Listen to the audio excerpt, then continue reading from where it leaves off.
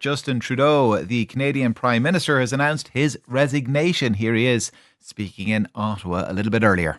So last night over dinner, I told my kids about the decision that I'm sharing with you today.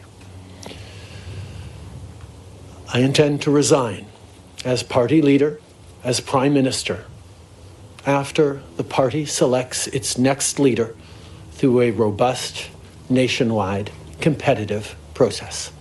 So that is the now outgoing Canadian Prime Minister Justin Trudeau. Ryan Tumilty is a political reporter with the Toronto Star. Ryan, thanks a million for joining us. Why is he resigning? Essentially, he has lost the support of his own party. Dozens of his MPs have begun speaking out. That started really picking up speed in December when his finance minister resigned. And more people have come forward and said they can't support him as leader. And he says he realizes that if his own caucus, if his own Liberal MPs don't support him, he doesn't have much of a chance in the election. What precipitated this?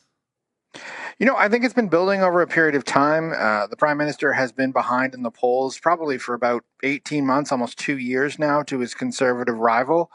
So he is deeply unpopular here in Canada right now. It does not look like he would be able to win an election. This just has built over time. And, at one point it was, one or two of his MPs. Now it's dozens. So he doesn't have the support of his own MPs, and I don't think he can continue without that. Do you suspect that, and you use the word time there, that's the real issue he faces? He's been Prime Minister for almost 10 years. November, was it 2015? So kind of a little over 9 years. I mean, it's rare the politician that lasts much longer than that. Yeah, I mean, that's about the shelf life of a Canadian Prime Minister historically. The last Conservative Prime Minister lasted for about that long.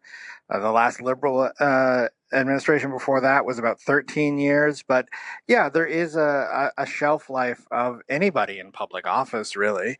I think the Prime Minister was hitting the end of his. So what's the system that kind of governs the handover in Canada? Does this necessarily kind of necessitate a general election, or what happens? No, so we have a general election on the books scheduled for October, but this is a minority parliament. So the Prime Minister was only ever going to last in power as long as the other parties allowed it. The other parties have made it clear that they were going to bring him down at the first available opportunity. The House of Commons was not scheduled to come back until the end of January, so he did have some time.